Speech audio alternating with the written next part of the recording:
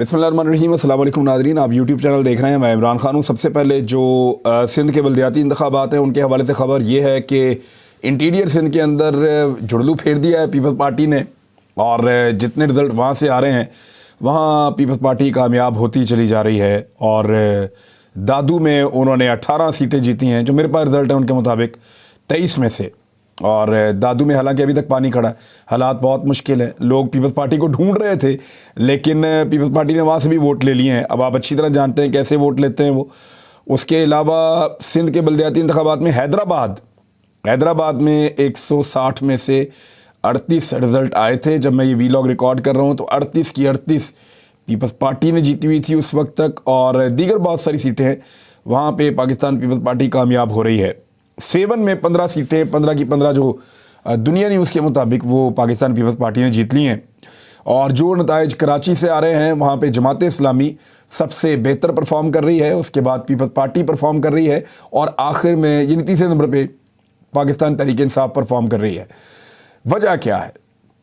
Number एक तो ये है कि खाली मकबूलियत के ऊपर आप बल्दियाती इलेक्शन नहीं जीत सकते, और वैसे भी इलेक्शन जीतने के लिए आपको पूरी तगड़े तरीके से मेहनत करनी पड़ती है। ग्राउंड के ऊपर प्रॉपर आपको नेटवर्क चलाना पड़ता है।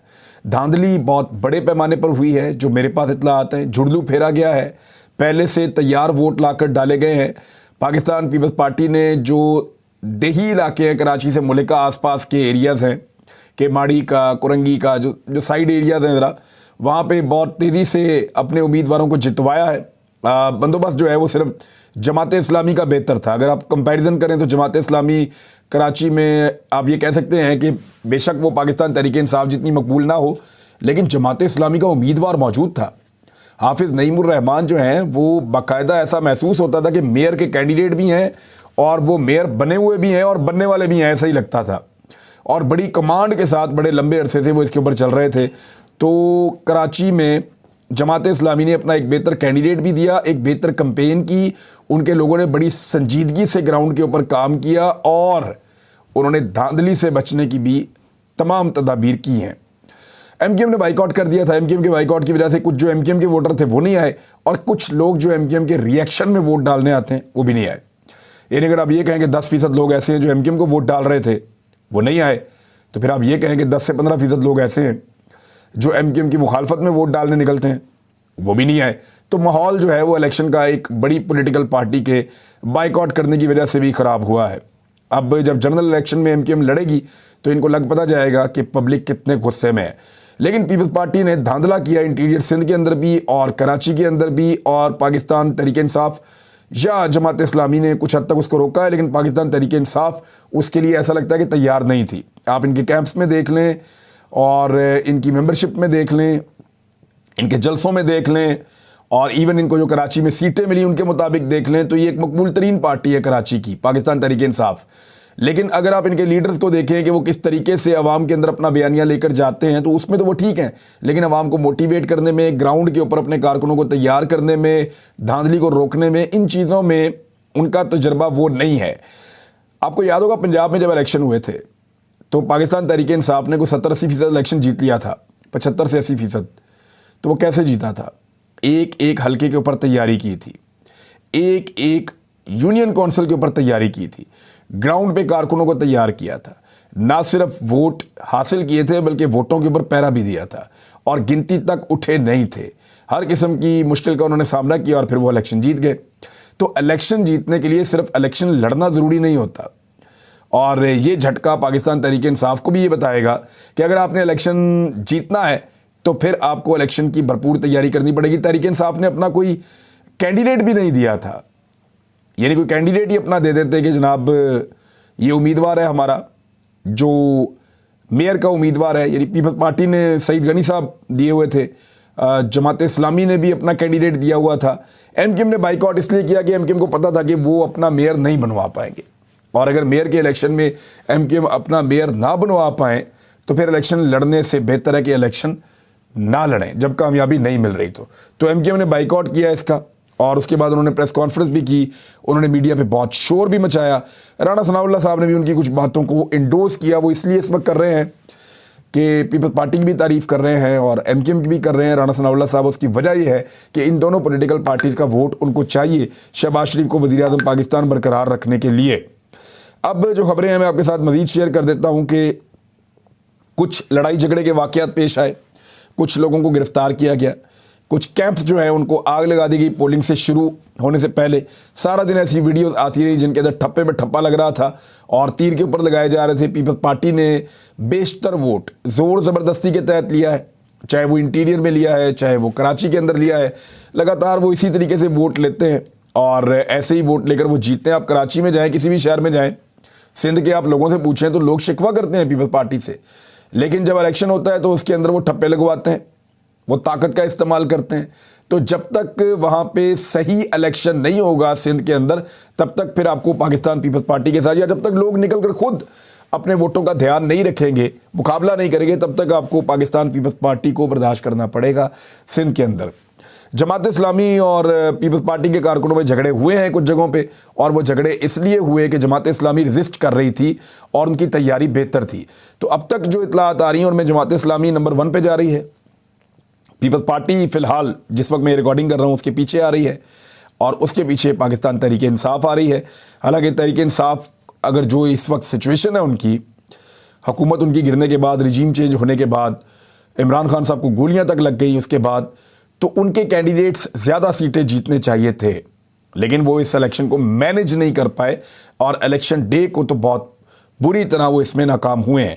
निगरान वज़ीर आला पंजाब के लिए नून लीग ने 3 नामों पर गौर शुरू कर दिया है और पाकिस्तान तहरीक इंसाफ के भी 3 नाम सामने आ रहे हैं। नून लीग की तरफ से मुबैना तौर पे जो नाम सामने आ रहे हैं उनमें खलीलुर रहमान रमदे साहब जस्टिस रिटायर हैं, और साबिक ब्यूरोक्रेट हैं नासिर मसूद खोसा साहब, ये चीफ सेक्रेटरी भी रहे हैं, और जवाद एस ख्वाजा साहब, इनके भी नाम आए हैं।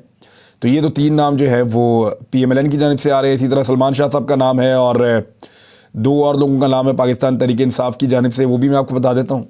और दूसरा कुछ और नाम भी सामने आ रहे हैं, जिनमें एक नाम जो है डॉक्टर परवेज़ हसन साहब का है, एक शुएब सडल साहब का है, और एक नाम जो है वो इसके अंदर सलमान शाह साहब का है, जो एक इकोनॉमिस्ट हैं और बड़े शानदार आदमी। वो इससे पहले भी मेरे ख्याल में निगरान में काम कर चुके हैं, लेकिन बतौर वज़ीर आला नहीं कर चुके, वो बतौर वज़ीर काम कर चुके हैं निगरान सेटअप के अंदर।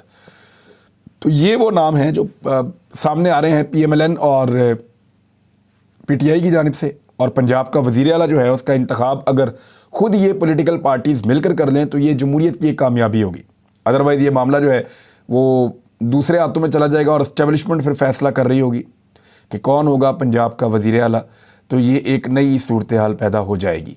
जरदारी साहब वैसे लाहौर में आए थे और उन्होंने आकर यहाँ पे इन चीज़ों पे काम करने का जो है वो शुरुआत उन्होंने कर दी थी, और मैंने आपको पहले भी बताया था कि वो कोशिश करते हैं हमेशा कि सेटअप जितना ज़्यादा हो सके उनके हाथ में रहे और वो उसके ज़रिए से इलेक्शन को अपने कंट्रोल में करें, जैसा कि उन्होंने अभी सिंध का इलेक्शन अपने कंट्रोल में किया, जैसा कि उन्होंने कराची का इलेक्शन अपने कंट्रोल में किया। तो ये जब तक के माफिया से टक्कर लेने के लिए बाकायदा टीम्स तैयार नहीं होंगी, मैं कोई लड़ाई झगड़े की बात नहीं कर रहा, मैं बात कर रहा हूँ जमहूरी अंदाज में अपना हक छीनने की बात कर रहा हूँ, तो तब तक कोई भी पॉलिटिकल पार्टी हो वो सिंध के अवाम को कोई तब्दीली लाकर नहीं दे सकती। तब तक सिंध के लोग जो हैं, और वो सिंध के लोगों को खुद करना पड़ेगा, जब तक सिंध के लोग खुद खड़े नहीं होंगे, कराची के लोग खुद खड़े नहीं होंगे, तब तक उनके हालात नहीं बदलेंगे। और जो वहाँ पे हालात हैं उनको जब जाकर हम देखते हैं तो हमें दुख होता है कि ये रोशनियों का शहर है, इसकी क्या हालत हो गई है। बहरहाल अगर जमात इस्लामी के मेयर बन जाते हैं, और मेरे ख्याल में सबसे बेहतर उम्मीदवार जो है वो जमात इस्लामी का मेयर हो सकता है हाफिज़ नईमुर रहमान साहब, बड़े शानदार आदमी मैं पहले भी कह चुका हूँ, और अगर उनको मौका मिलता है और वो आ जाते हैं तो मुझे ऐसा लगता है कि इससे पहले भी नेमतुल्लाह साहब थे गालिबन कराची के मेयर MKM से पहले, और उन्होंने बड़ा शानदार काम किया था, बहुत सारे मंसूबे शुरू किए थे, एक नया कराची बनाकर रख दिया था। और अगर हाफिज़ साहब आ जाते हैं और वो कराची का पैसा सही तरीके से कराची के शहरियों पे खर्च करते हैं तो ये दोबारा से जमात इस्लामी इस शहर की रौनकें और इस शहर की रोशनियाँ वो बहाल कर सकती है। बहुत सारे पाकिस्तान तहरीक इंसाफ के भी ऐसे लोग हैं, आज मुझे पता चला, कि जो ये सोच रहे थे कि हाफिज़ नईमुर रहमान साहब को एक ऑप्शन के तौर पे लिया जाए, क्योंकि उनको पता ही नहीं था कि अगर पाकिस्तान तहरीक इंसाफ यहाँ से जीत जाती है तो फिर कौन होगा कराची का मेयर, इसका उनको आइडिया नहीं था, और कोई ऐसा आइडिया भी नहीं था, विजन भी नहीं था कि कौन जो है वो यहाँ पे होगा, उसकी शख्सियत को देखकर आइडिया हो जाता है कि हमारे साथ होने क्या वाला है। कासिम अली शाह साहब का एक वाक़या हुआ और बहुत ट्रोलिंग हुई उनके ख़िलाफ़, तो मैं थोड़ा सा इसके बारे में आपको बता देता हूँ। मैंने उस इंटरव्यू का थोड़ा सा हिस्सा देखा जो वो इमरान खान साहब से मिले। इमरान खान साहब से उन्होंने मुलाकात की, मुलाकात करके इमरान खान साहब से बड़ी अच्छी उनकी बातचीत रही। और नॉर्मली वो इंटरव्यूज़ करते नहीं हैं इस तरह से। मैंने उनको सरफराज शाह साहब के साथ देखा है, वो मजहबी शख्सियत हैं, उनके पास बहुत इल्म है। उनके साथ मैंने उनको देखा कि वो बातचीत करते हुए कुछ वीलॉग्स वगैरह, और मैंने ज़्यादातर उनको देखा वो मोटिवेशनल स्पीकर के तौर पे बातचीत करते हैं।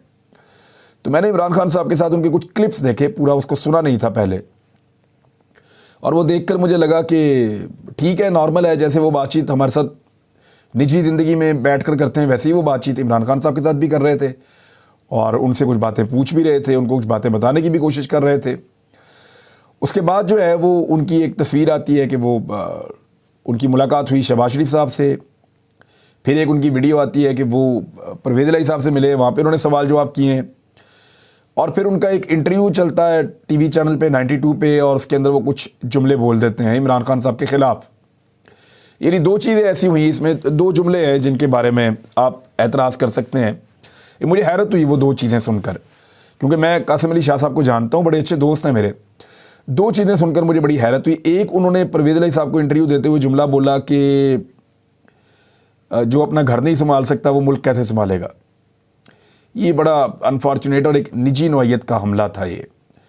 और यानी अगर कोई शख्स अपनी निजी ज़िंदगी के मामले में किसी दिक्कत से गुज़रा है या किसी मुश्किल से गुज़रा है तो उसको टॉन्ट नहीं करना चाहिए। आपको लीडर को आपने तोड़ना है या देखना है, तो ये तो कायद आज़म रहमतुल्लाह अलैह की भी जो है वो निजी ज़िंदगी के अंदर लोग मसाइल निकालते थे, और बहुत सारे लोगों की निजी ज़िंदगी के ऊपर लोग उंगलियां उठाते हैं, तो निजी मामलात को रहने देना चाहिए था। इस तरह तो बहुत सारों की बहुत सारी शादियाँ हैं।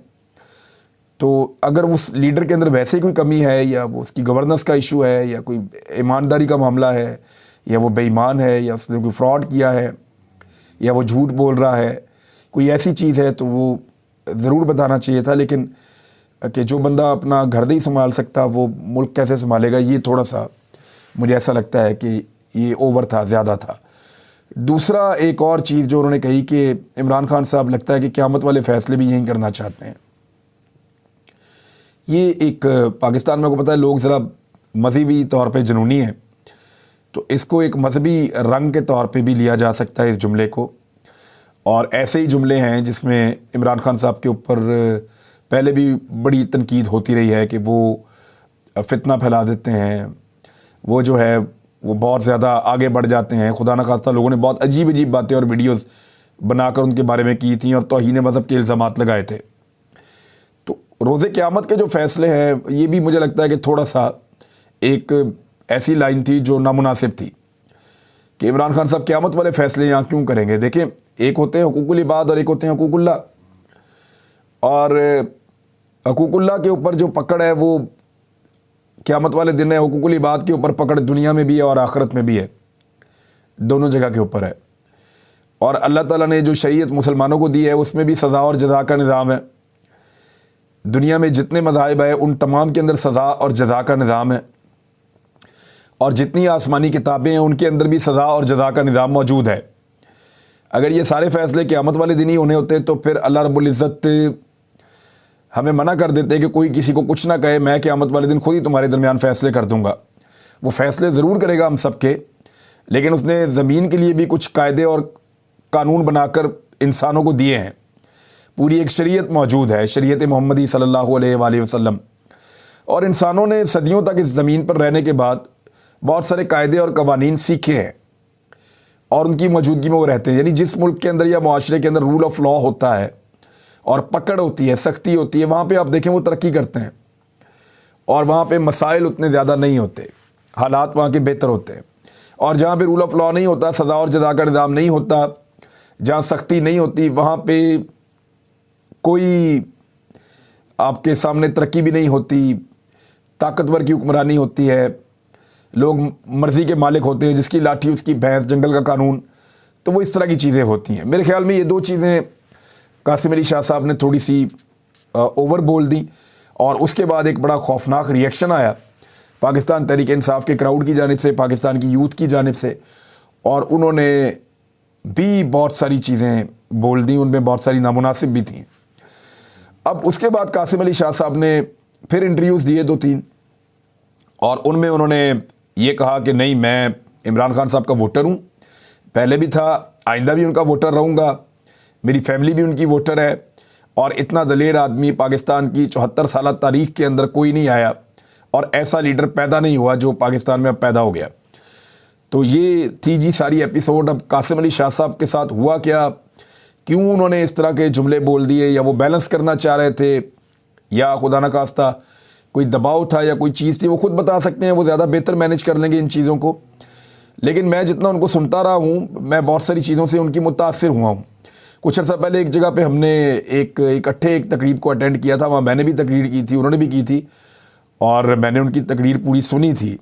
वो ऑडियंस के साथ बड़े अच्छे तरीके से इंटरेक्ट करते हैं, और मैं उम्मीद करूँगा अगर कोई गलतफहमी या कोई ऐसी चीज़ है तो कासिम अली शाह साहब उसको ठीक करेंगे, और वो तमाम पॉलिटिकल पार्टीज़ के लिए और तमाम मकातब फ़िक्र के लोगों के लिए एक एक्सेप्टेबल पर्सनैलिटी हैं। और अगर वो चाहते हैं कि वो सियासत में आए, उन्होंने ये सवाल भी, पता नहीं अब उनका अकाउंट है या किसी और का, पूछा है, तो मेरी नज़र में उनको ज़रूर सियासत में आना चाहिए और खुल कर बात करनी चाहिए और खुल कर सियासत करनी चाहिए। जो गलत है उसको गलत कहना चाहिए और खुल कर कहना चाहिए, जो सही है उसको सही कहना चाहिए और खुल कर कहना चाहिए, और एक नुक्ता नज़र अपना बड़ा ठोस किस्म का रखना चाहिए कि ये ठीक है, ये गलत है। तो ये एक एपिसोड हुई है, मैंने कहा आपके साथ मैं जो हकायक हैं वो शेयर कर दूँ आपके सामने ही अब सारा कुछ। अब तक के लिए इतना ही, अपना ख्याल रखिएगा, अपने चैनल का भी। अल्लाह हाफ़िज़।